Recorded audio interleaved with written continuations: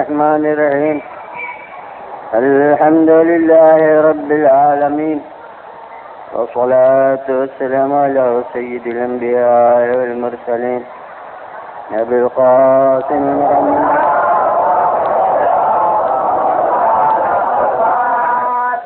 خاتم النبيين وآله الطيبين الطاهرين المعصومين. أما بعد، وقد قال الله سبحانه في كتابه المبين وهو أصدق الصادقين: وتمت كلمة ربك صدقا وعدلا لا مبدل لكلماته وهو السميع العليم. صلوات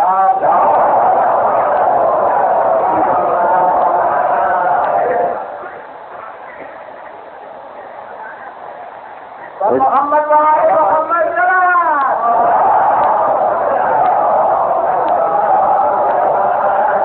بر اشرف الانبیاء صلوات.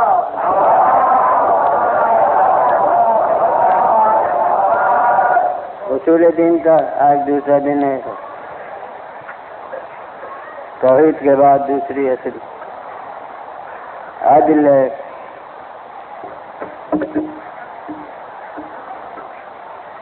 اس لیے میں نے اس آیت کو سرنامہ کلام قرار دیا، کیونکہ ایک صاحب نے اس دن مجھ سے کہا، ان کو خیال نہیں ہوگا کہ قرآن مجید میں سست کی لفظ ہے، عدل کی لفظ نہیں ہے. تو اسی وقت میں نے یہ آیت توحید تھی، اس لیے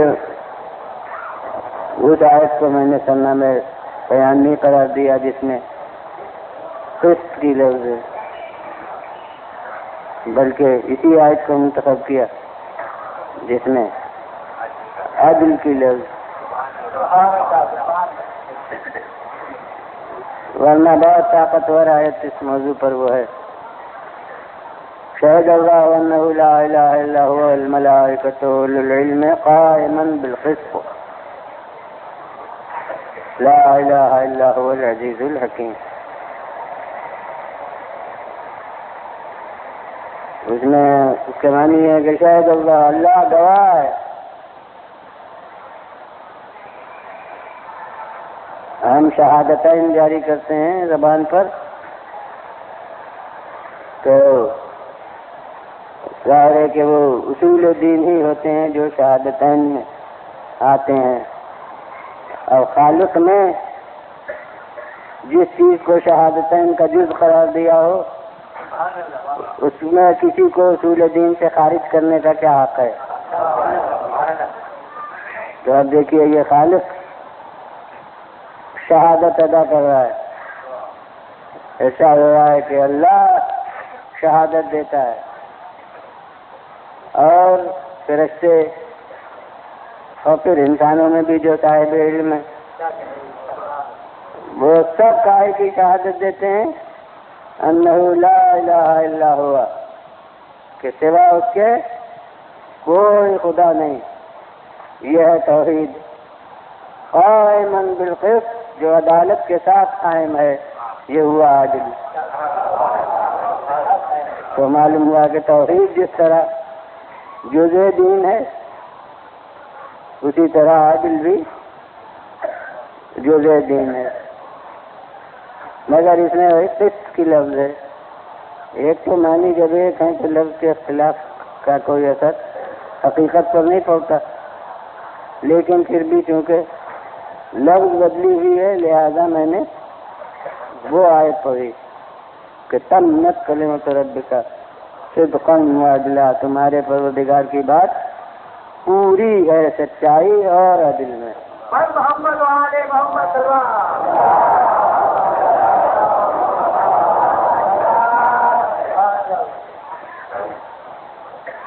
اب جس طرح توحید کے معنی لفظی میں نے کہا ایک ماننا، مگر اصول دین میں جو توحید ہے وہ صرف ایک ماننا نہیں ہے، بلکہ میں نے کہا کہ ایک وسیع مضمون کا یہ خلاصہ ہے بطور سرخی. توحید سرخی ہے ایک وسیع مضمون کی. اسی طرح عدل، ہم لفظ عدل سنتے ہیں تو اس کا ترجمہ کر دیتے ہیں انصاف. یہ انصاف بہت محدود دائرہ ہے اس مفہوم کا جو عدل کے تحت میں ہے. عدل بھی ایک وسیع مضمون کی سرخی ہے، اور جب میں جامع طور پر توحید اور عدل میں فرق بیان کرنا چاہوں تو وہ یہ ہے کہ توحید صفات ذات کی سرخی ہے اور عدل صفات فعل کی سرخی ہے.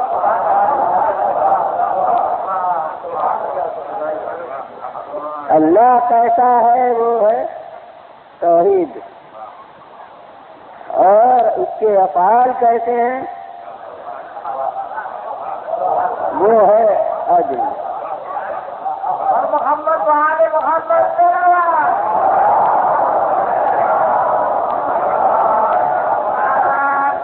اور کیونکہ فعل کا کمال بتناسب فاعل ہوگا. جیسی ذات کامل ہوگی ویسے اس کے افعال کامل ہوں گے. اس لیے عدل در حقیقت نتیجہ توحید ہے. یعنی اگر ذات الہی کو اس کے شایان شان صفات کے ساتھ پہچان لیا ہے بقدر امکان تو اس کا لازمی نتیجہ ہے اس کو عادل ماننا ہے. اسی لیے وہ اصل اول ہے اور یہ اصل دوم ہے. اور وہ اب ذرا قبل از وقت ہے، بعد میں ثابت کروں گا کہ جتنی اصلیں ہیں اصول دین کی ہمارے سب دست و گریباں ہیں، یعنی ہر ایک دوسرے پر مبنی ہے. جو توحید کو نہ مانے وہ عدل کو نہیں مان سکتا. جب توحید کو مانے گا تب عدل کو نہ مانے گا، اور اگر عدل کو نہیں مانتا تو میں یہ سمجھوں گا کہ مکمل توحید کو نہیں مانتا.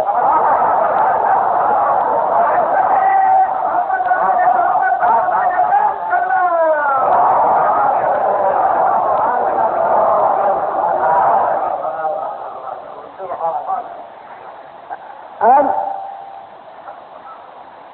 عدل کے تحت میں کیا کیا ہے؟ جیسے توحید میں نے کہا تھا کہ سب سے پہلے یہ کہ خدا ہے، وہ بنیاد ہے پورے بات کے مسائل کی. پھر ہے تو عالم ہے، قادر ہے.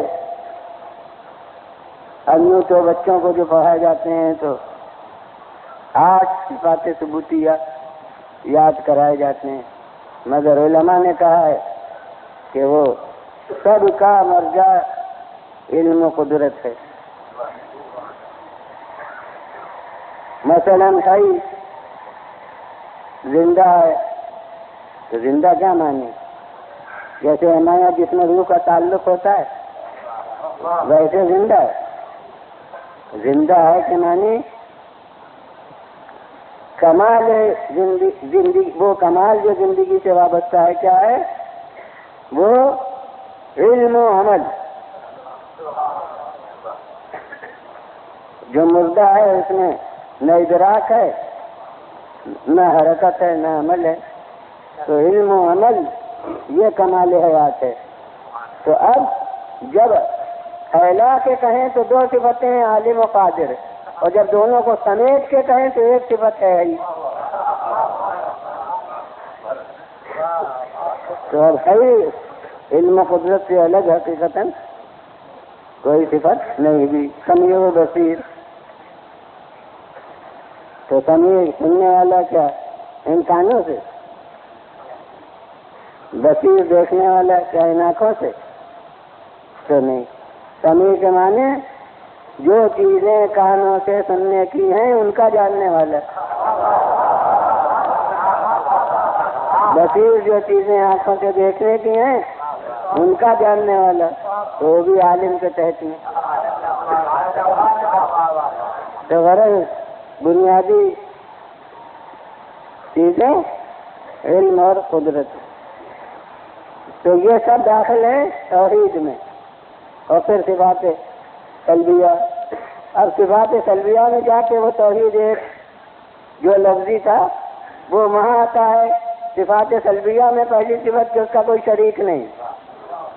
جو سرخی تھی وہ یہاں آ کے اس کا نتیجہ نکلا.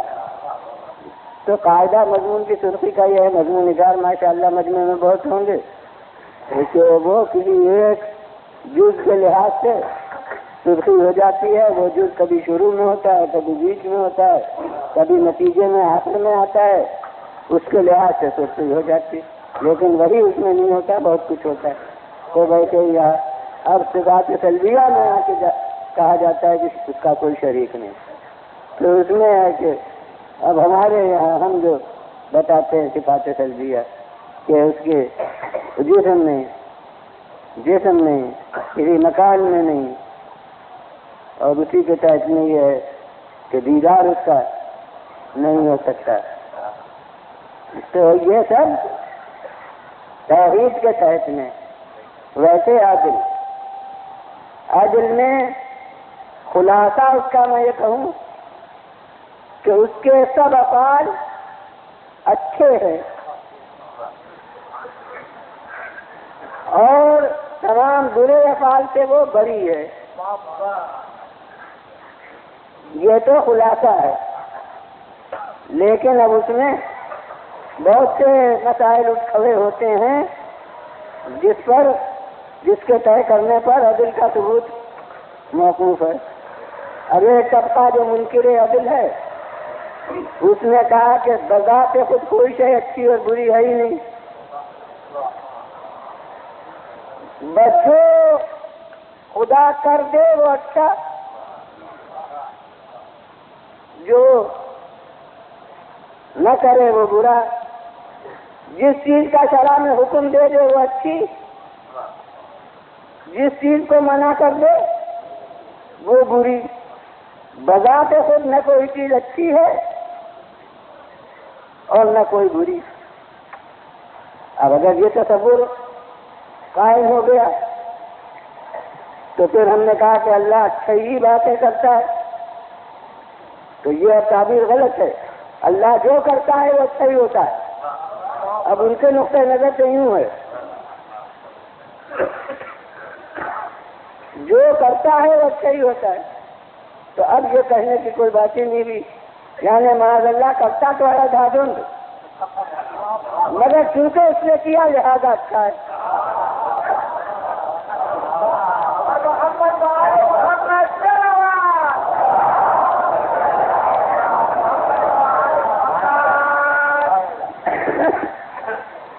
اب میں عدل اور نفی عدل کی ایک بنیاد آپ کے سامنے عرض کروں جو شاید قدیم علم کلام کی کتابوں میں نہیں ملے گی. میں کہتا ہوں وہ جو دو تصورات قدیم سے رہے ہیں، ایک حق طاقت ہے اور ایک یہ کہ طاقت حق ہے.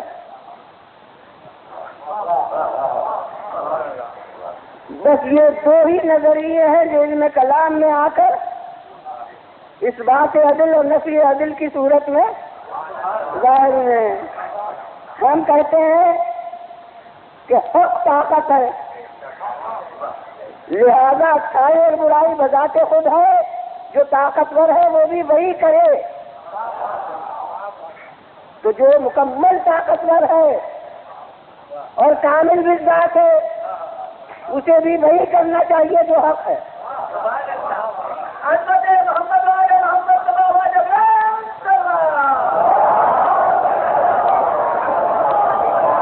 دنیا والوں کو یہ پسند تھا کہ طاقت حق ہے، لہذا جتنے درجے کی طاقت ہو، شاہان با اقتدار ہے، طاقت رکھتے ہیں، لہذا جو کرے حق. تو جو سب سے بڑی طاقت ہے وہ بھی جو کرے گا، تو یہ وہ دو نظریے ہیں، طاقت حق ہے اور حق طاقت ہے، جو علم کلام میں علمی زبان میں اس شکل میں ابھرے، عدل اور نفی عدل۔ اب اختلافی چیزیں تو پیش نہیں کرنا ہے، لیکن جو بنیادی اصول کا فرق ہے وہ کس طرح نافذ کیا جائے، یہ ہر چیز میں سیاست آ جاتی ہے، علم کلام میں بھی سیاست داخل ہو گئی، اس لیے کہ کتابیں زیر سایہ اقتدار حکومت لکھی گئی۔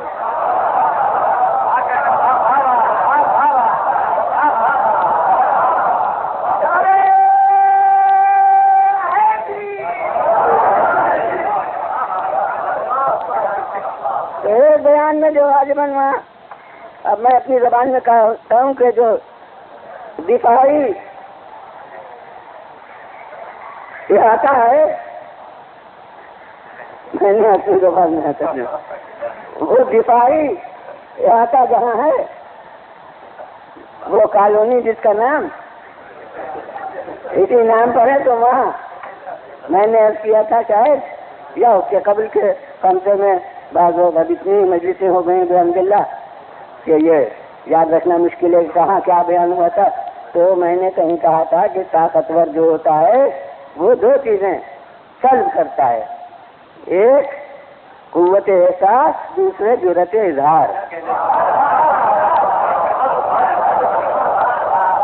یہ دونوں چیزیں اقتدار باطل کے لیے خطرناک ہوتی ہیں۔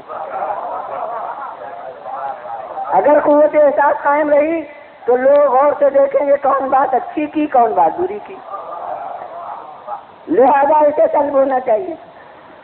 اور اگر جرأت اظہار ہوئی تو جب محسوس کریں گے تو زبان پر بھی لائیں گے، اس کا اثر دوسروں پر پڑے گا، وہ اقتدار حکومت کے استحکام کے لیے خطرناک ہوگا، لہذا جرأت اظہار ختم کی جائے۔ خزانوں کے منہ کھولے جاتے تھے قوت احساس کے سلب کرنے کے لیے، اور تلواریں دکھائی جاتی تھیں جرأت اظہار سے ختم کرنے۔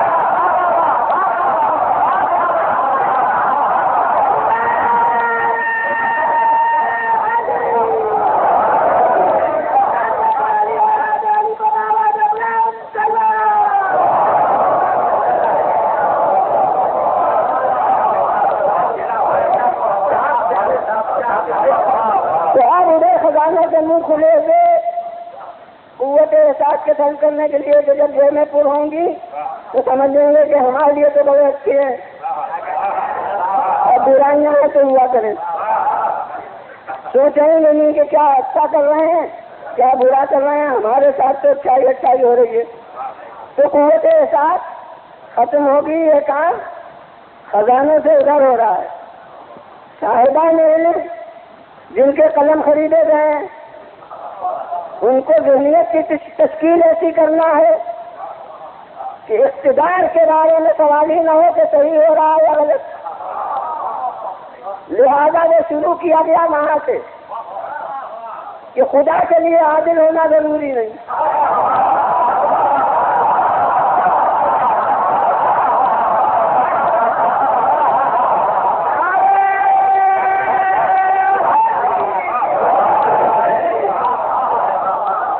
کے لیے عادل ہونا ضروری نہیں، کیا مطلب کہ ظلم بھی وہ کر سکتا ہے۔ جب خدا، اب میں کہتا ہوں معاذ اللہ، ظلم کر سکتا ہے تو کوئی اور کرے تو بیچارہ، یعنی ظلم کی اہمیت دیکھی اور نفرت ذہن سے دور ہوئی۔ اب جب وہاں سے سلسلہ یہاں سے چلا کہ عدالت ضروری نہیں، یعنی ظلم کر سکتا ہے، چاہے کرے نہ وہ اور بات، لیکن کر سکتا ہے، قاہر ہے قادر ہے، تمہیں چاہ کے کہو کہ وہ ضروری عدل کرے گا۔ تو جب وہاں سے یہ بات چلی خدا عادل نہیں، معاذ اللہ، تو اب جو اس کا نمائندہ ہے یعنی نبی رسول، اس کے معصوم ہونے کی ضرورت نہیں۔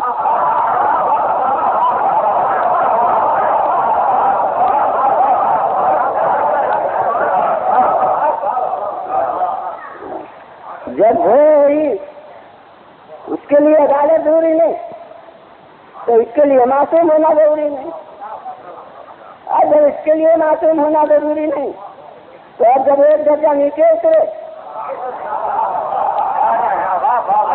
یعنی کسی نام سے اس کا نائب ہو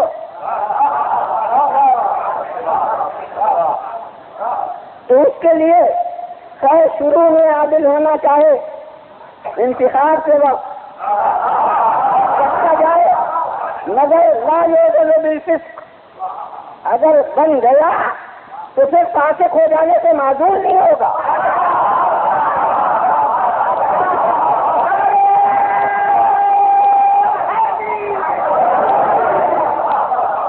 میں علم کلام کا مسلمہ اصول ہیں جو عرض کر رہا ہوں کہ الامام لا یعدل بالفسق، جو امام وقت ہو صاحب اقتدار ہو فاسق ہو جانے سے معذور نہیں ہوگا۔ شروع میں ہر لوگوں کو چاہیے اسی کو ووٹ دیں جو اپنے نزدیک عادل ہو، کیونکہ انتخاب اپنے ہاتھ میں ہے تو اپنے نزدیک تو ہوئے گا۔ عالم غیب سے تو رشتہ پہلے ہی قطع کر لیا۔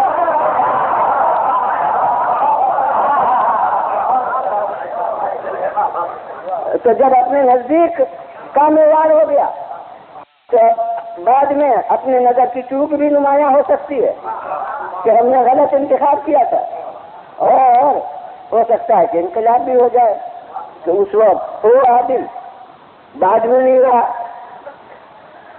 تو جناب بہرحال وہ چاہے انتشار فسق ہو چاہے حدود سے فسق ہو، چاہے یہ ہو کہ فاسق تھا ہمیں نہیں معلوم تھا ہم نے غلط انتخاب کیا، اور چاہے یہ کہ اس وقت تھا عادل ہم نے صحیح انتخاب کیا تھا مگر اب بعد میں ہو گیا ہمارے مقدر سے وہ فاسق، بہرحال معذور نہیں ہو سکتا۔ یعنی یہ نیا اصول ہے کہ ایک جماعت کو منتخب کرنے کا حق ہے مگر معذور کرنے کا حق نہیں۔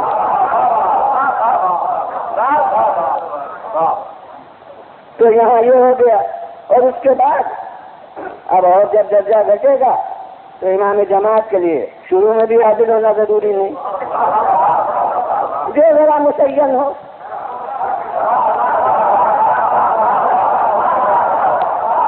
وہ درجہ جماعت ہو جائے گی۔ تو یہ رہی جنہیں قوت احساس کرنا تھی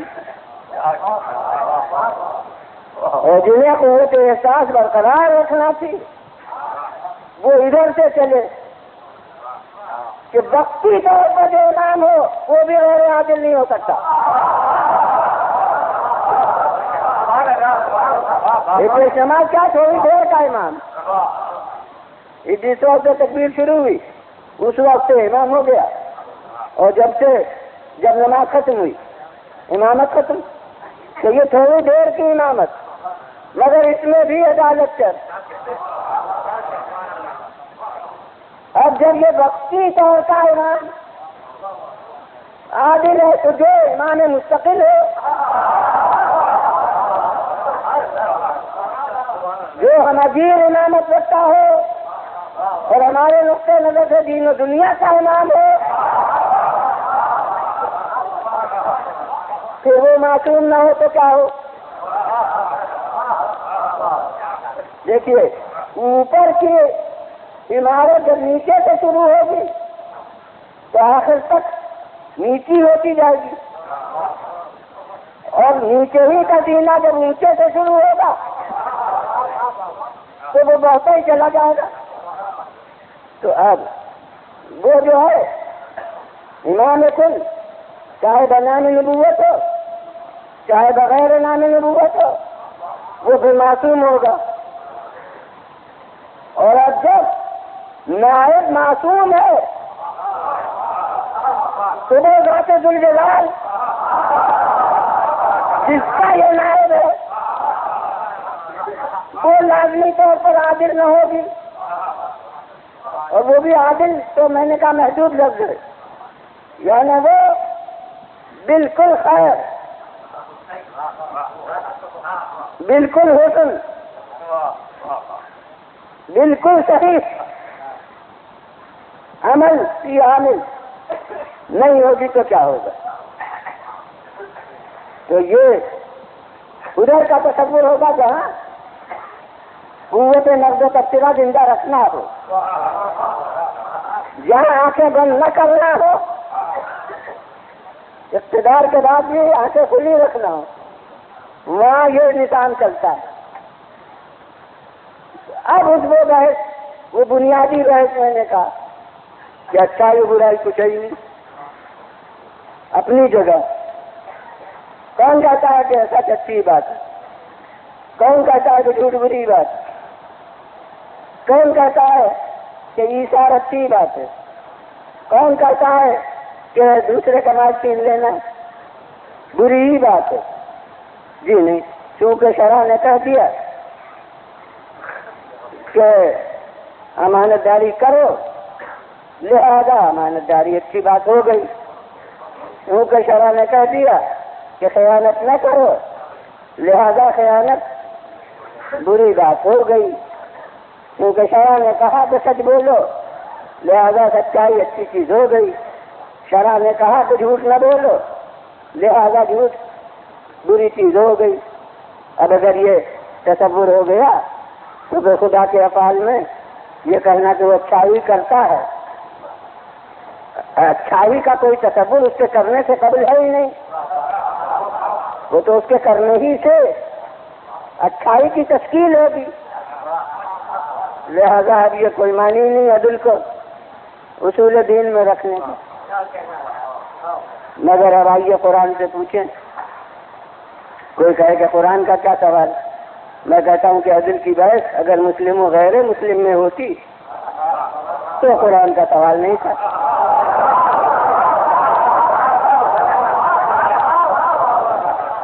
توحید کے ثبوت میں ہم قرآن نہیں پیش کریں گے، وجود خدا کے ثبوت میں، لیکن جو بحث مسلمانوں کے درمیان ہے اس میں قرآن کا میں پیش کروں۔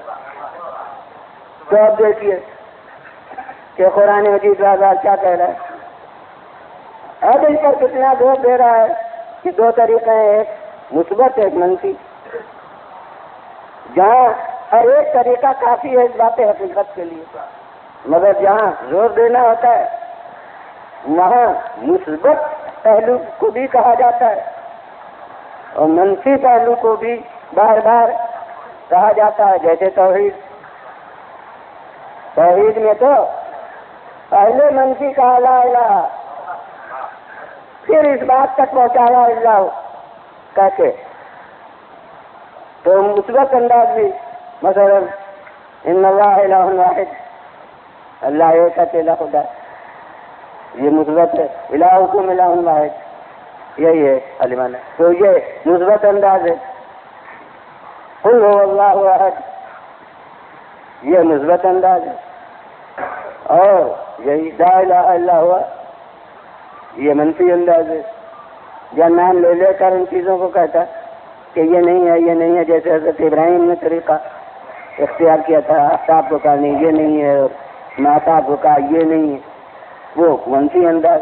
تو توحید میں بھی یہ دونوں طریقے اختیار کیے گئے۔ اب عدل میں بھی دیکھ لیجیے کہ مثبت بھی یہی جو میں نے کہا تمت کلمۃ ربک صدقا وعدلا، ثبوتیہ جملہ ہے، مثبت حکم ہے کہ تمہارے پروردگار کی بات پوری ہے، سچائی اور عدالت میں، اور منفی انداز، اور وہ بھی قائم بالقسط، وہ آج بھی پہنچ چکا، اور اس کے علاوہ بھی، اور دوسری جگہ منفی انداز وہ اس سے بھی زیادہ، ان اللہ لیس بظلام للعبید، اللہ بندوں پر ظلم کرنے والا نہیں ہے۔ ان اللہ لا یظلم مثقال ذرہ، اللہ ذرہ بھر بھی ظلم نہیں کرتا۔ یہ بھی اس قسم کی آیتیں بھی ما کان اللہ لیظلمہم ولکن کانوا انفسہم یظلمون، اللہ ایسا نہیں تھا کہ وہ ان پر ظلم کرے بلکہ وہ خود اپنے اوپر ظلم کرتے. تو یہ منفی آیتیں اور یہ 2-3 میں نے پڑھی ہیں، لیکن اس کے علاوہ بکثرت ہیں. تو وہ مثبت انداز ہے، یہ منفی انداز. اب ہر صاحب عقل غور کرے کہ یہ آخر ان آیتوں میں افادیت کیا ہے. وہ کہہ رہا ہے ان اللہ لیس بظلام للعبید، اللہ بندے پر ظلم کرنے والا نہیں ہے، اللہ ذرہ پر بھی ظلم نہیں کرتا. تو ظلم کوئی چیز ہے مقام تصور میں جس کی نفی ہو رہی ہے کہ اللہ نہیں کرتا.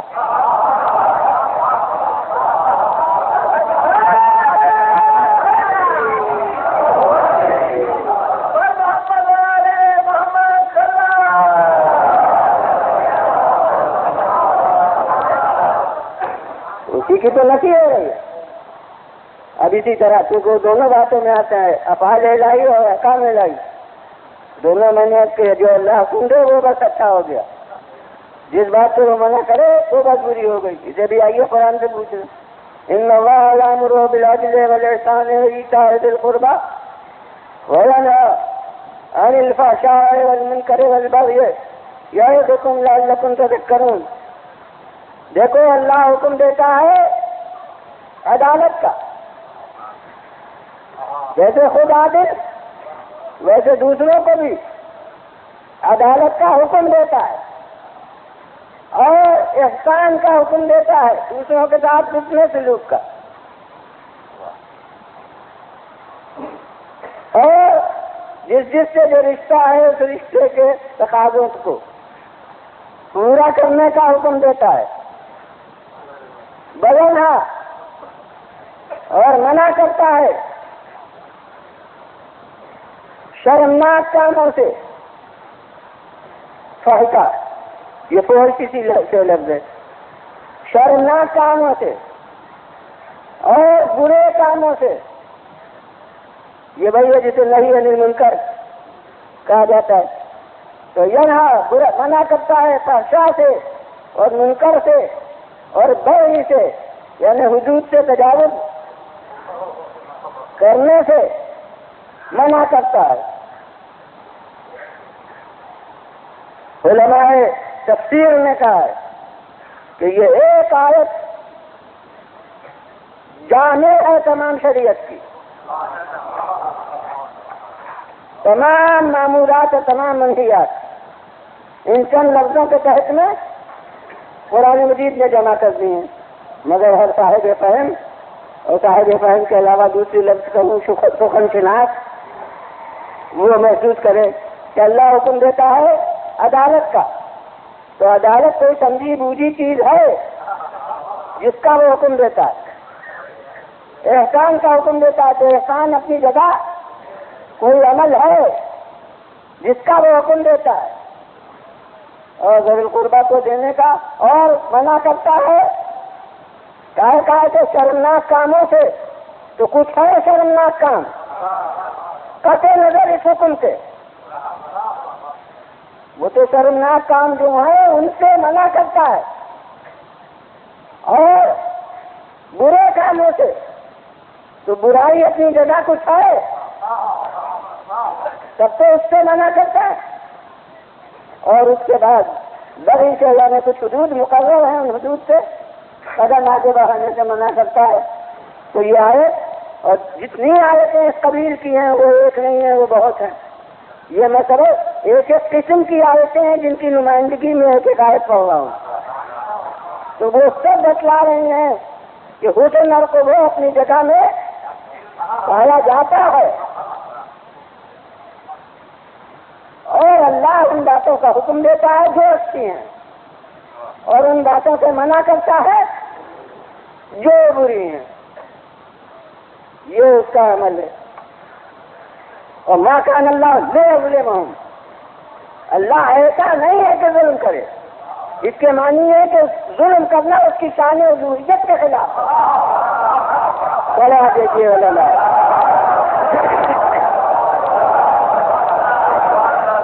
آواز سے صلاح.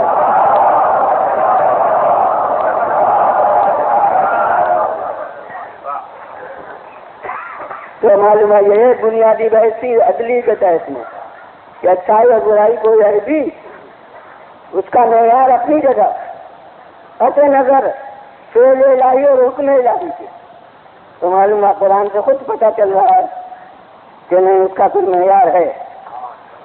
اور یہی وہ ہے جس کو ہم کہتے ہیں کہ حسن و قبح اشیاء عقلی ہے۔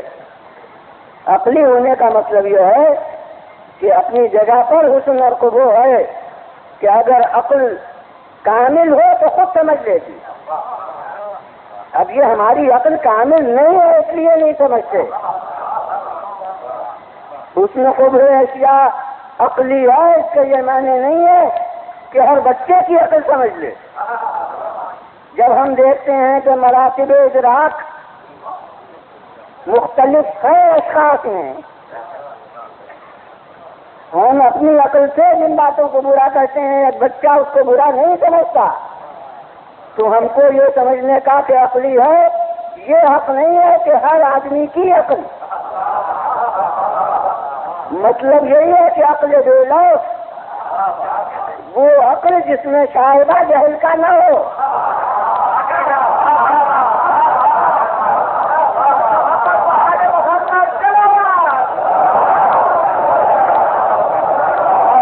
جس میں توہمات کی آمیزش نہ ہو، وہ عقل ادراک کر لیتی ہے، چاہے حکم نہ ہو۔ کچھ باتوں کا ہم بھی ادراک کر لیتے ہیں۔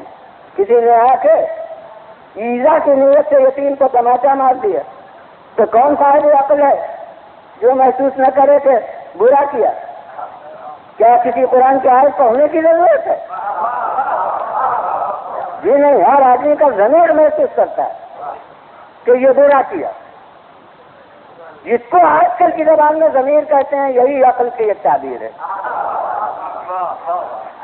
تو یہ ضمیر آزاد بہت سی باتوں کو تو خود سمجھ ہی لیتی ہے۔ ان میں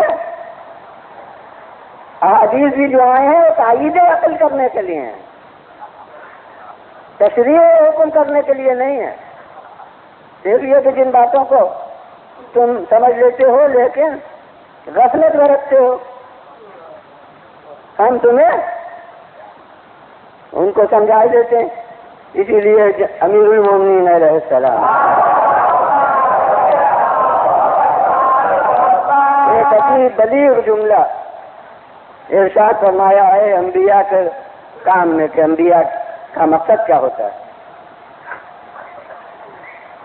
ارشاد فرمایا ہے کہ لِيُثِيرُوا لَهُمْ دَفَائِنَ الْعُقُولِ۔ دیکھیے دفینہ ہوتا ہے زمین میں موجود، مگر اوپر سے گرد و غبار کا بار اور خاک کا ڈھیر ہوتا ہے جس سے وہ دفینہ چھپ جاتا ہے، نظر نہیں آتا۔ ایک واقف کار اوپر کی خاک ہٹا کر اس کو ابھارتا ہے، عربی میں اس ابھارنے کو کہیں گے یثیرو، اثارہ کہنے ابھارنا۔ تو اب امیر المومنین کیا فرماتے ہیں کہ انبیاء یہ کام انجام دیتے تھے کہ انسانوں کے لیے عقل کے دفینوں کو ابھار کر سامنے لائے۔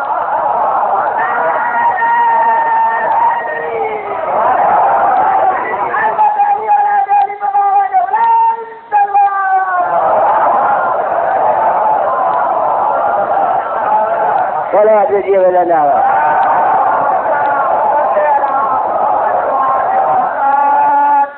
اس کی معنی ہے کہ توہمات کی تہوں کے اندر چنگاریاں اور حکم عقلی کی موجود ہوتی ہیں، لیکن وہ تقلید آباء و اجداد، رسوم و رواج کے بندھن، ماحول کا اثر انسان کو خود اپنے اس عقل کے فیصلے پر متوجہ نہیں ہونے دیتا۔ انبیاء جو تھے یہ اوپر کے کوزے کو ہٹا کر اس ضمیر انسانی کے اندر کی تحت شرارے کو سامنے لے آتے تھے تو دنیا اسے محسوس کرتی تھی۔ ہاں کچھ تعبدی ہے کام، وہ بھی عقل کے فیصلے کے مطابق کہ اب عقل نے ایک عقل نے خود اپنے فیصلے سے. اب یہ نبوت سے متعلق چیزیں مگر ضمن آ گئی کہ ایک نبی کے ایک رہنما کی ضرورت کو عقل نے محسوس کیا. اگر وہ سمجھتی کے بغیر سہارے کہ میں خود سب سمجھ لیتی ہوں تو نبی کی ضرورت ہی کیوں بتاتی. اب نبی کی ضرورت عقل نے بتائی کہ ایک رہنما کی ضرورت ہے. تو جب اس رہنما کے ہاتھ میں ہاتھ دے دیا تو اب اس کے احکام میں یہ کہنا کہ کیوں اور کس لیے یہ خود عقل کے فیصلے کے خلاف. اب تو تمہیں اس کا بھروسہ کرنا چاہیے جبکہ یہ بھی تم نے دیکھ لیا کہ معصوم ہے یعنی غلطی سے بری ہے. تو اب اس کے احکام میں تم کو اس کی عصمت پر بھروسہ کرنا چاہیے اور جسے عام زبان میں بھروسہ کرتے ہیں اسی کو مذہب کی زبان میں ایمان کہتے ہیں.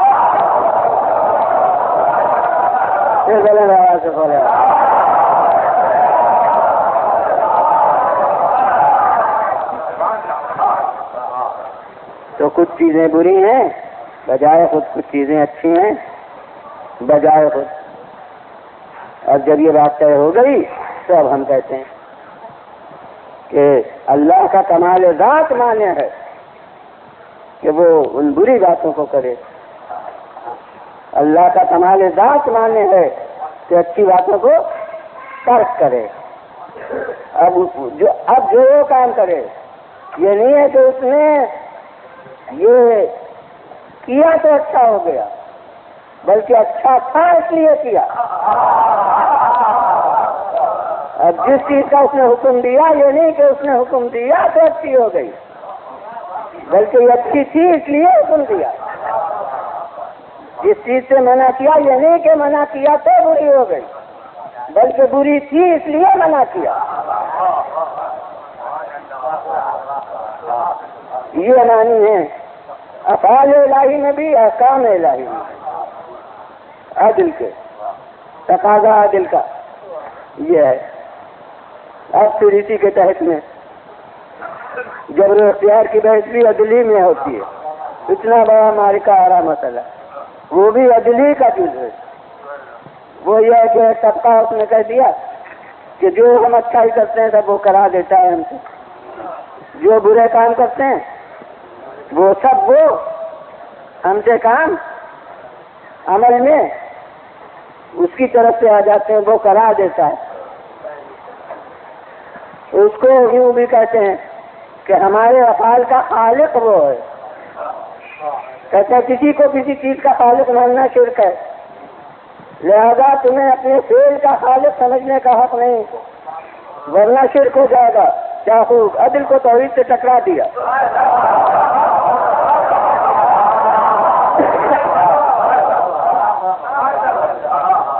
کہ اب کسی کو کسی چیز کا خالق کہو تو اب اپنے افعال کا تم کہو کہ ہم خالق ہیں ہم یہ کام کرتے ہیں یہ ہو جائے گا شرک. خبردار ایسا نہ کہو بلکہ یہ کہو کہ اللہ کرتا ہے ہمارے ہاتھ پر, ہمارے ہاتھ پر اللہ کرتا ہے. بس ایک مختصر جملہ کہوں پھر ہمارے کاموں میں اور معجزے میں کیا فرق ہے. اور معجزہ بھی قرآن کہہ رہا ہے ہمارا ایمان بھی ہے کہ نبی نہیں کرتا اللہ اس کے ہاتھ پر وہ کام کر دیتا ہے. تو اب وہ بھی اللہ اس کے ہاتھ پر کرتا ہے ہمارے ہاتھ سے بھی اللہ ہمارے کام کراتا ہے تو ہم میں اور نبی میں کیا فرق ہوا.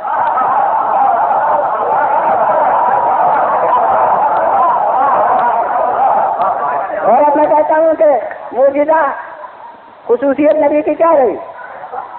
اللہ نے ان کے ہاتھ سے ایسا کو اجدہا بنا دیا, ہمارے ہاتھ سے بھی وہ بنا دیتا تو ہم بھی بنا دیتے. تو ہم نے اور ان میں خود کوئی فرق ہے. اللہ نے یہ کیا کہ ان کو یہ ترجیح دے دی کہ ان کے ہاتھ پر ایسا بنا دیا اجدہا بنا دیا وغیرہ. یہ کہتے ہیں کہ وہ جبر ہے افعال میں. کچھ لوگ صاف صاف جبر کہتے ہیں. اب بندے کچھ کرتے ہی نہیں. کچھ نے کہا کہ نہیں اس کے مفہومی آج تک ہم نہیں سمجھے تو اس وقت نقد تبصرہ کیا کرے کہ کرتا تو اللہ ہے یعنی جھوٹ بولے تو عمل تو اس نے کیا، چوری کی تو عمل تو اس نے کیا، لیکن کسب اس کا ہم نے کیا۔ کسب کے معنی کیا؟ کمایا، کمانا معنی ہے کسب سے۔ تو کام تو سب کرتا وہ ہے مگر کسب ہم کرتے ہیں۔ میں کہتا ہوں کسب فعل ارادی ہے ہمارا یا نہیں؟ کسب خود فعل ارادی ہے یا نہیں کمانا؟ اگر کہو فعل ارادی نہیں ہے تو پھر اس کا سزا اس کو بھی نہیں مل سکتی۔ تم نے سزا تو صحیح بنانے کے لیے کسب کا قدم درمیان میں لائے۔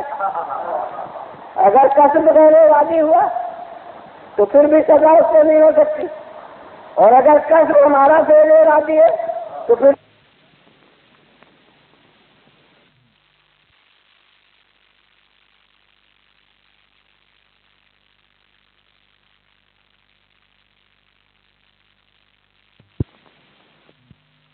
سزا اس کو نہیں ہو سکتی، اور اگر کسب ہمارا فعل ارادی ہے تو پھر شرک ہو گیا۔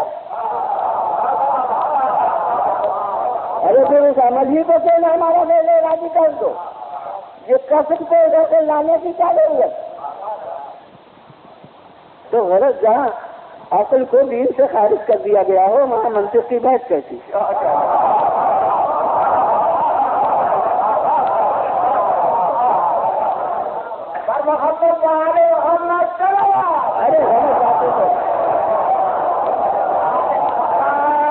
غلط باتیں جب بیان ہو رہی ہوں تو غلوات کا مال نہیں ہے، جب اس کے مقابل میں صحیح نقطۂ نظر بیان ہو تب غلوات کا مال ہے۔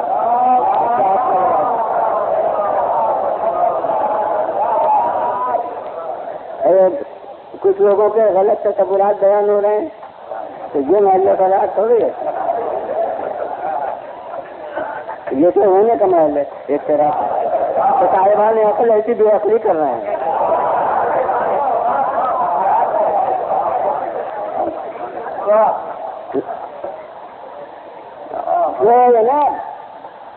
اب جبر کا مسئلہ موسم شان گومائے ضمن وہ بھی اتنی دیر کے بیان کے بعد اب میں پیش کر سکوں، مگر میں کہتا ہوں سب سے بڑا معیار حق کا یہ ہے کہ بے لفظ ضمیر اس کا فیصلہ کر دے۔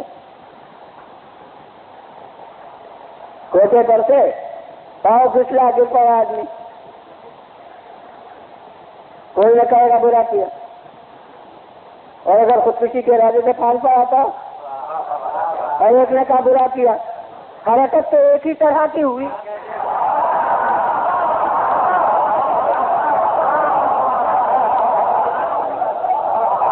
تو کچھ تو معیار ہے کہ اسے آپ پہلے اختیاری سمجھتے ہیں، اسے پہلے اختیاری سمجھتے ہیں۔ ایک کاتب کا قلم بھی جنبش کرتا ہے اور ایک مرتعش کا ہاتھ بھی لرزتا ہے، حرکت اس میں بھی ہے اس میں بھی ہے، مگر اسے آپ نہیں کہیے گا ہاتھ کو کرا لو۔ کاتب اگر ذرا ہاتھ پہ ڈاما ڈول کرے آپ کہیں گے سوال کے لکھو، کچھ تو فرق ہے ضمیر انسان میں۔ تو یاد رکھیے کہ جہاں آپ خود سمجھتے ہیں کہنے کا تو کیوں کر رہے ہو، تو وہ ہے پہلے اختیاری، اس کو اللہ بھی سزا دیتا۔ جہاں آپ محل نہیں سمجھتے کہنے کا وہ ہے پہلے غیر اختیاری، وہاں اللہ بھی سزا نہیں دیتا۔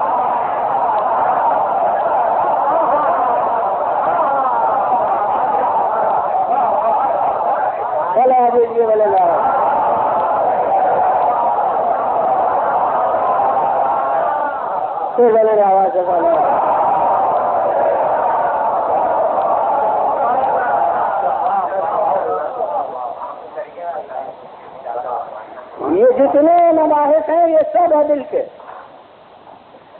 کے تحت ہیں۔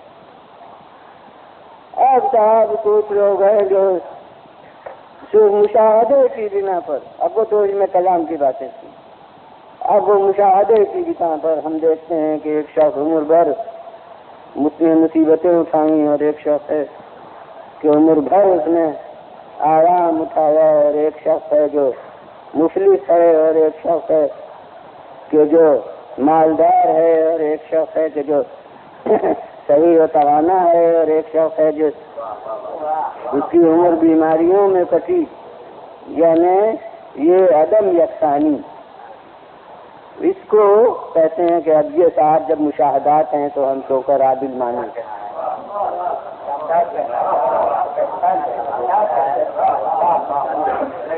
اب یہ بحث میں پھر آپ کے سامنے پیش کروں گا سب سے آخری دن قیامت میں نہیں اسی بات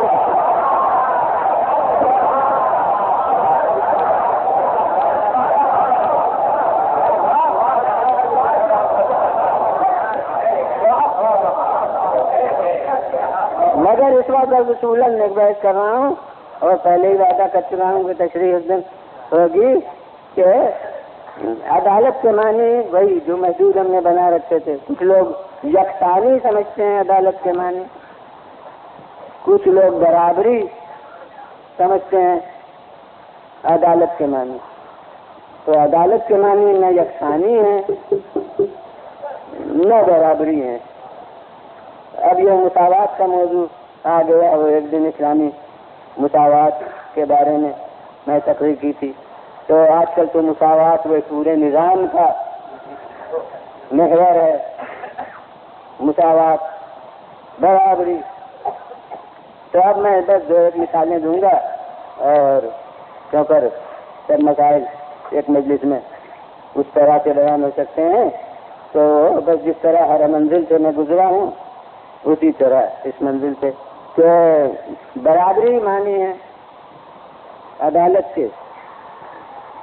تو اب میں آپ کے سامنے ایک مثال دیتا ہوں، اور اس سے اس نظام کے بارے میں بھی لمحہ فکریہ پیدا ہو جائے گا جو مساوات قائم کرنے کے لیے دولت کی برابر سے تقسیم کا حامی ہے۔ وہ جو پورا نظام ہے آج کل، ایک وقت میں تو بہت مقبول ہو رہا تھا، اب ذرا کچھ تھوڑا سا رکاوٹ پیدا ہو گئی۔ تو یہ خود نظام والوں کے دبے ہوئے قدم پیچھے ہٹنے لگے، یہ جانتے ہیں تحریک کی رفتار کو جاننے والے۔ تو غرض یہ کہ مجمل طور سے مجھے کرنا ہے ایک مثال، اور طالب علموں کے لیے وہ زیادہ کارآمد ہے۔ اور کون استاد ہے جو طالب علم کے دور سے میں گزرا ہے؟ کون صاحب علم ہے جو طالب علم کی منزل سے عبور نہ کیا ہو؟ تو اس لیے سبھی کے لیے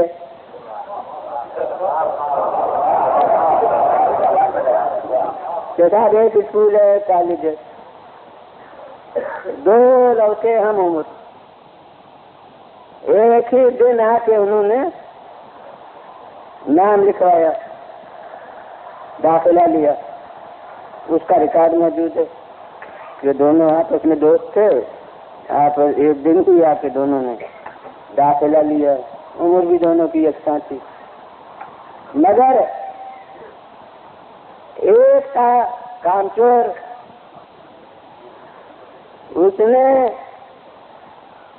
کئی برس میں ایک کلاس کا امتحان پاس کیا، ایک کا محنتی ذہین، اس نے ایک سال میں ایک امتحان دیا، بلکہ مختلف موضوعات کے لحاظ سے کئی امتحان ایک سال میں دے دیے۔ اب داخلہ ایک ہی دن ہوا تھا، وہ پہنچا وہاں مثلاً BA میں، اور یہ بیچارے ابھی رہ گئے جہاں آپ تجویز کیجیے۔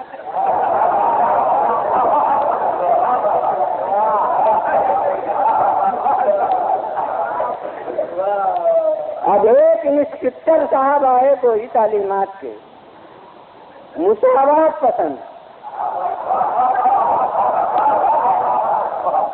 علمبردار مساوات، انہوں نے دونوں کی عمریں دیکھی، برابر پائیں، دونوں کا قد قامت دیکھا، یکساں پایا، تاریخ داخلہ نکلوائی تو دونوں ایک ہی دن داخل ہوئے تھے، اس نے کہا کہ ایک ہی دن داخل ہوئے، برابر کی عمر، یہ بڑی ناانصافی ہے کہ ایک ہو BA میں اور ایک ہو مثلاً 5ویں میں، لہذا 5ویں والے کو تو BA میں لے جان کے داخل کرنا ممکن نہیں، یہ چلے گا نہیں، لہذا BA والے کو کھینچ کے پھر 5ویں میں لے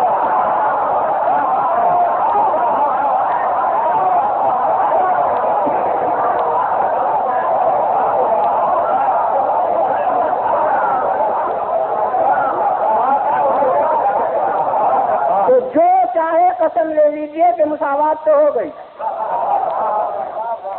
مگر کیا عدل ہوا؟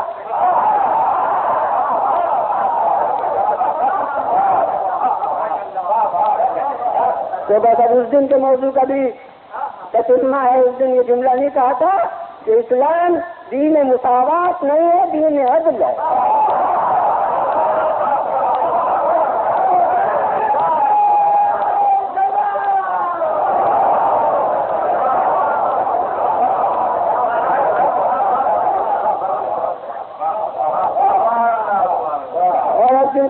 یاد دلا دیا تھا میں نے اس نظام کو بھی، لہذا اس نظام والے حضرات سے مخاطب ہو کر کہوں گا کہ آپ نے کائنات عالم میں اس وقت آنکھ کھولی ہے جب سے قافلے انسانی زیادہ عمل میں رما دما ہے۔ آپ اس وقت فرق دیکھ رہے ہیں کہ ایک ہے اتنا مالدار، ایک ہے اتنا غریب، تو آپ کو غریبوں کو تو مالدار بناتے بنتا نہیں، جیسے قافلے کو لے کر BA میں نہیں لے جا سکتے، مگر وہ آسان ہے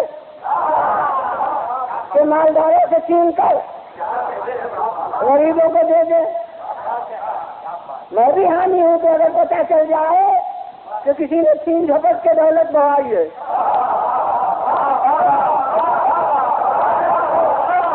ضرور چھین لیجیے، قانون کے دباؤ سے لے لیجیے، مگر چھین کر کیا کیجیے؟ پتہ چلائیے کہ کن سے چھینی تھی۔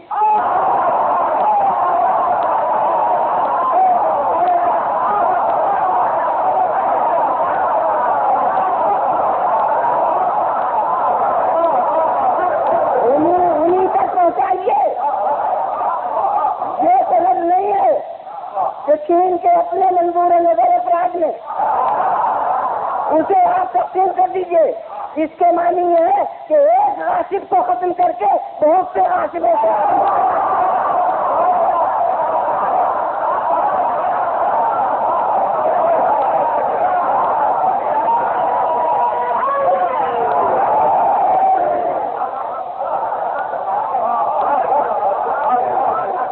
پھر بولے گا آپ کو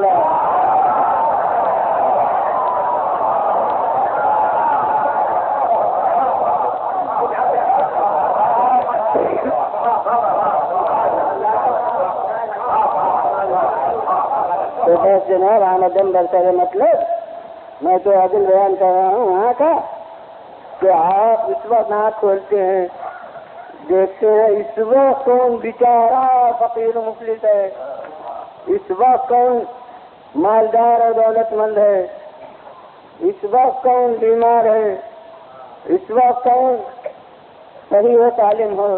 اسباب کی کڑیاں آپ کے ہاتھ میں نہیں،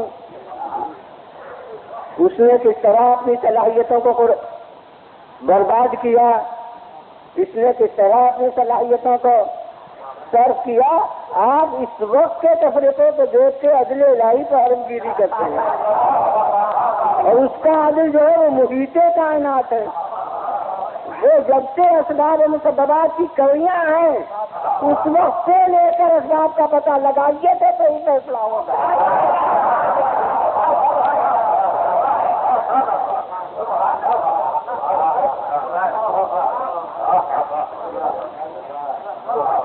تو یہ والا بس اب ظاہر ہے کہ جتنا بیان ہونا چاہیے تھا وہ بیان ہو گیا۔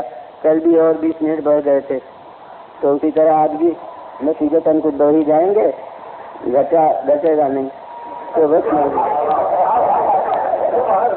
موضوع کا قدر ضرورت بیان ہو گیا، اور میں نے عرض کیا کہ اسلام دین عدل ہے، اور مساوات جہاں مقتضائے عدل ہو وہاں مساوات کا حامی ہے، اور جہاں مساوات ظلم ہو وہاں عدم مساوات کا حامی ہے۔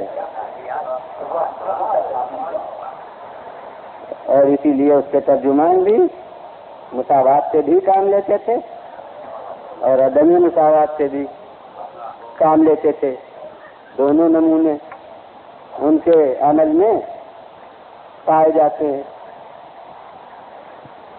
اب فرض کیجیے کہ ساتھ والے جتنے ہیں سب کے بارے میں یکساں حدیثیں فضائل کی ہیں تو مساوات تو ہو گئی، مگر جو واقعی امتیاز رکھتا ہے اس کے ساتھ ظلم ہو گیا۔ لہذا جبکہ ان کے مراتب میں بذات خود فرق ہے تو پیغمبر کا فریضہ ہے کہ فرق قرار دیں۔ یہاں تک کہ جو خاص الخاص اصحاب ہیں ان میں بھی فرق بتا دیتے ہیں کہ مقداد 8 درجوں پر ایمان کے فائز ہیں، ابو ذر 9 درجوں پر ایمان کے فائز ہیں، اور سلمان 10 درجوں پر ایمان کے فائز ہیں۔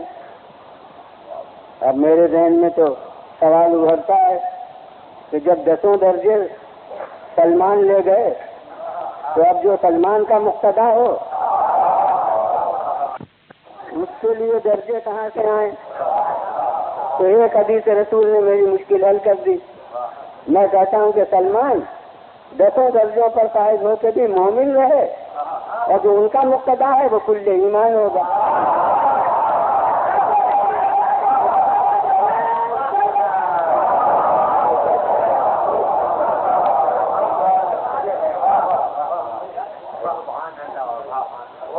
تو یہاں تفریق عدل کے لیے ضروری ہے۔ اسی طرح برتاؤ میں لازماً تفریق برتنا لازمی ہے، بغیر اس کے عدل قائم نہیں رہے گا۔ ورنہ کوئی ممتحن صاحب مساوات پسند ہو، جتنے طالب علم ہیں سب کو برابر نمبر دے تو کیا امتحان کا مقصد پورا ہوگا؟ جی نہیں، امتحان کا نتیجہ تو تفریق پر مبنی ہے۔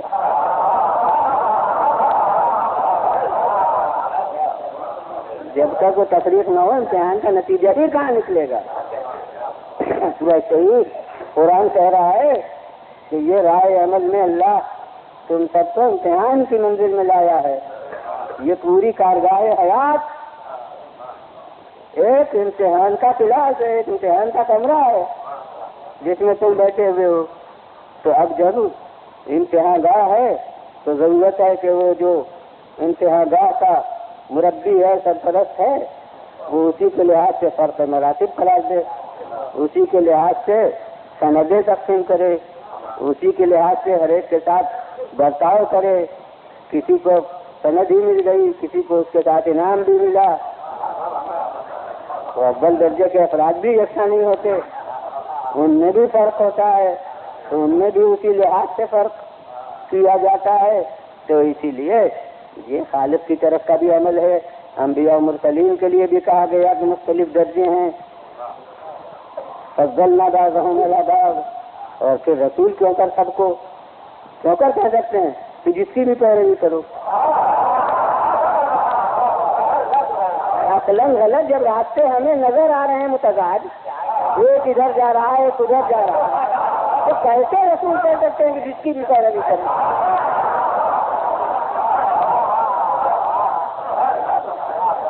پھر معیار آپ کوئی رہ ہی نہیں جائے گا، پھر تو حق مختلف سمتوں میں ہو جائے گا۔ تو نہیں، کوئی ایک ہوگا جس کو رسول کہیں کہ علی جنمال حق والحق مع علی، علی حق کے ساتھ ہے اور حق علی کے ساتھ ہے۔ اور یہ ایسی بات ہے جسے امام فخر الدین رازی نے دلیل میں پیش کیا ہے تفسیر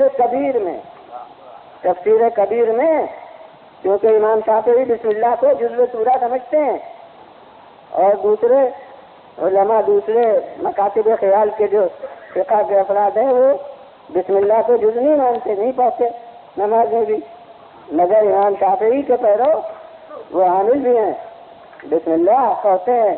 تو امام فخر الدین رازی وہی شافعی مسلک کے حامی ہیں، تفسیر میں انہوں نے بسم اللہ کی یہ لکھا ہے کہ حدیثیں بھی درج کی ہیں، اس کے بعد کہا ہے کہ علی کا عمل ہمارے ساتھ ہے،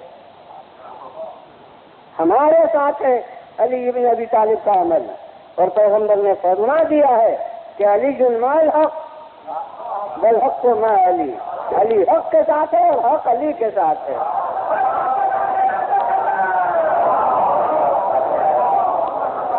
بلا دیجیے بولے نا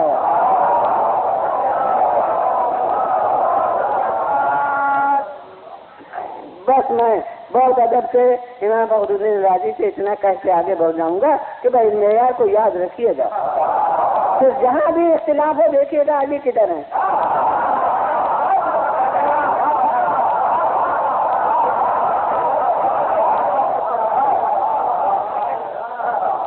چلو آ جائیے بولے گا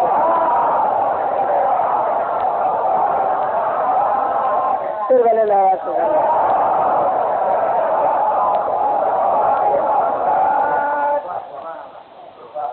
اسی طرح برتاؤ میں اگر رسول اسلامی سے مساوات کے حامی ہوتے یا کسی کی تعظیم نہ کرتے یا اگر ان سے خواتین کی بلندی دکھانا ہوتی یہ آج کل کا رجحان ہے تو اس معزز طبقے کی جو کر جاتے رسول کہے ہو جاتے، مگر نہ ترک میں مساوات نہ پیج میں مساوات، بس ایک خاتون ہے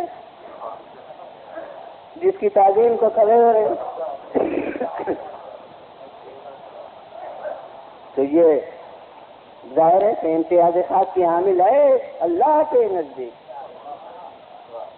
تو یہ اللہ کے یہاں اس کا مرتبہ ہے جو رسول کو کھڑا کر رہا ہے، ورنہ اپنے ساتھ جو رشتہ ہے وہ تو تقاضا ہی نہیں لگتا کھڑے ہونے کا۔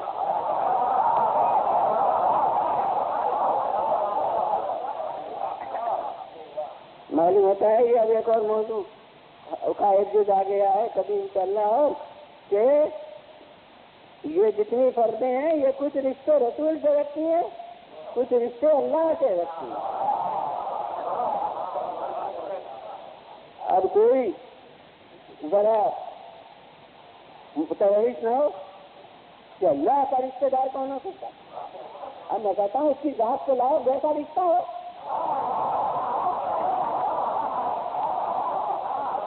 اور رشتے کو قرابتی تو کہتے ہیں،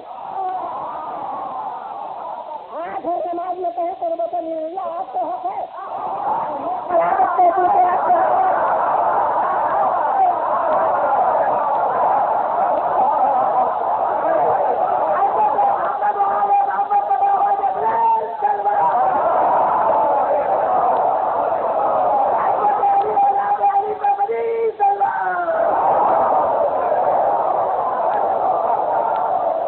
رسول کے کچھ افعال ہوتے تھے اپنے رشتے سے، کچھ افعال ہوتے تھے اللہ کے رشتے، وہ بیٹی کو گلے لگانا اپنے رشتے سے ہوتا اور یہ تعظیم کو کھڑا ہونا یہ اللہ کے رشتے، نواسوں کے بوٹے لینا اپنے رشتے سے ہو سکتا اور سجدے میں طول لینا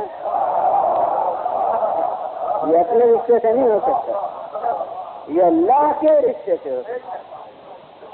اور بس اہل عذاب سے مجھے عقائد پڑھانا ہے، اس لیے میں کہتا ہوں یہ بھی میں نے سرسری طور پر سے کہا کہ بوٹے لینا بچوں کے اپنے رشتے سے نہیں۔ جب میں تجزیہ کرتا ہوں غور سے دیکھتا ہوں روایتوں کو تو مجھے یہ خیال صحیح نہیں معلوم ہوتا۔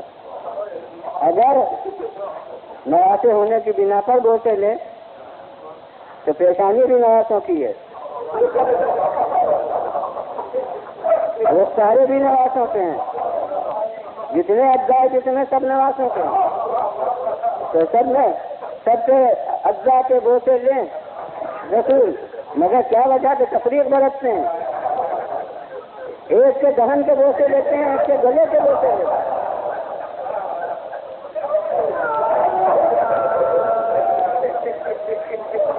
یہ تو ہمیں رسول کا بتاتا ہے کہ اپنے رشتے سے یہ بوسے نہیں ہیں، بلکہ پیش نظر ہے کہ یہ راہ خدا ہونا ہے، لہذا جو جز مرکز قربانی بننے والا ہے اسی جز کے بوسے لیتے ہیں۔ اور روایت آپ نے سنی ہوگی، پورے طور سے ذمہ داری کے ساتھ نہیں کر سکتا کس صاحب کی روایت ہے، مگر کتاب میں ہے، آپ نے سنی بھی ہوگی کہ کبھی کبھی بچے کو جیسے ناگوار بھی ہوا، ماں کے پاس آئے، کہنے لگے مادر گرامی سنیے کیا ہمارے منہ سے بدبو آتی ہے؟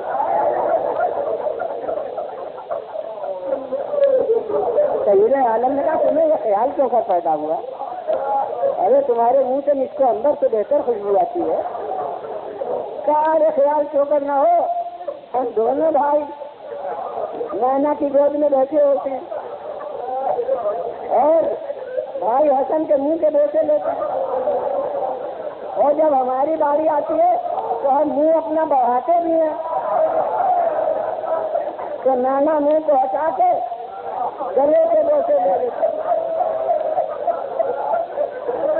میں کہتا ہوں سید عالم تو یقیناً جانتی تھی، کہا چلو تمہارے نانا ہی سے تمہیں سنوا دیں۔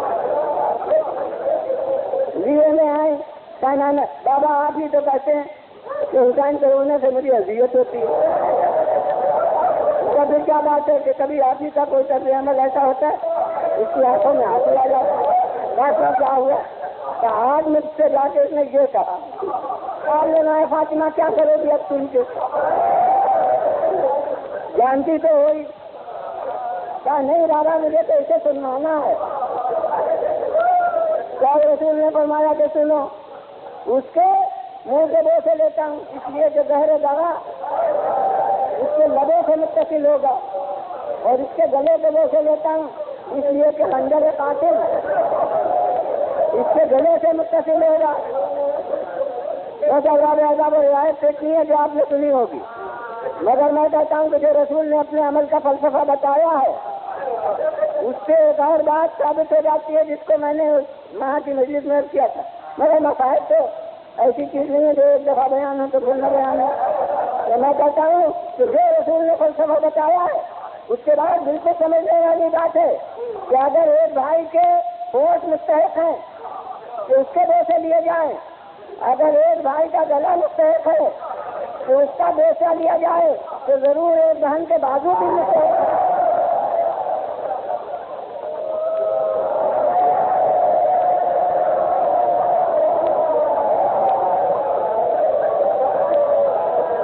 اگر یہ بات ہمیں خود غیرت کی زبان سے سننے میں آئی، اس کو اعلی ادا کے مجلس میں عرض کروں گا، مگر آج بھی اس میں ختم کروں گا کہ اعلی ادا جب ابو الفضل عباس کہنے میں آئے اور بہن کے پاس آئے کہ اب میں جا رہا ہوں، تو زینب تو جانتی تھی کہ یہ پانی کا لانا تو بہانا ہے، ورنہ جو گیا واپس نہیں آیا، تو عباس بھی واپس نہیں آئیں گے، تو فرمانے لگیں کہ بھائی عباس جاتے ہیں تو حدیث سنتے جاؤ۔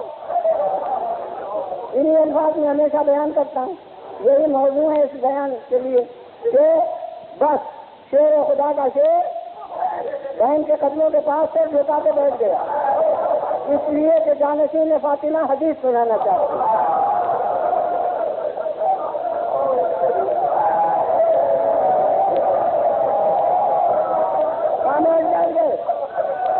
اور حضرت زینب نے فرمایا سنو بھائی، بچپن میں ایک دفعہ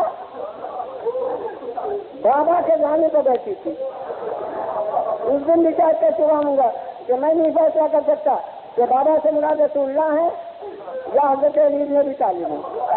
اس لیے کہ اگر حسن و حسین فرزند رسول کہے جاتے ہیں تو کوئی محنت کو حق نہیں تھا رسول کو بابا کہنے کا. بہرحال لفظ یہ سننے میں آئے کہ بابا کے گانے پر بیٹھی تھی. کم سے ایسی ہے کہ بزرگ کے گانوں پر بیٹھتی ہے، مگر تہذیب خاندان رسالت یہ ہے کہ دوست پر چادر ہے. وہ جو روایت ہے کہ کہتی ہیں کہ ایک دفعہ بازو سے میرے چادر ہٹ گئی اور بابا نے جھک کے میرے بازو کے دوسے لے لیے. کہتی ہے یار میری بات ہوئی تھی تو میں تعجب سے کھڑی ہو گئی. میں نے کہا اے بابا یہ آپ نے کیا کیا؟ کہا اے زینب ایک دن ان بازوؤں میں رسی بندھے تھی.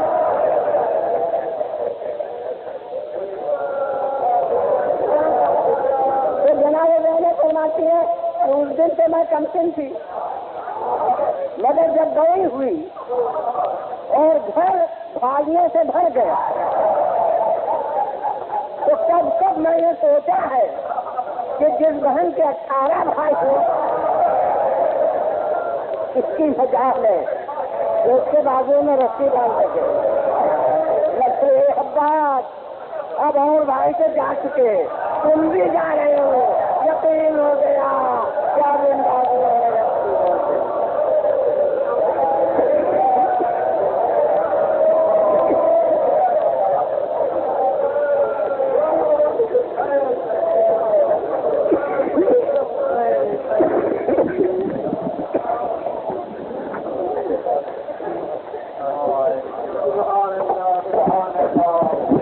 السلام علیکم ابا عبداللہ وعلی جدک وابیک وعلی امک واخیک وعلی الائمة المعصومین من ذریتک وبنیک.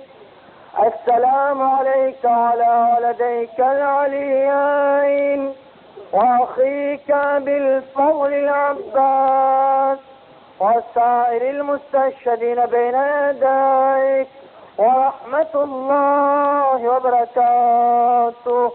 السلام عليك يا شمس الضحى يا بدر الدجى يا علي بن موسى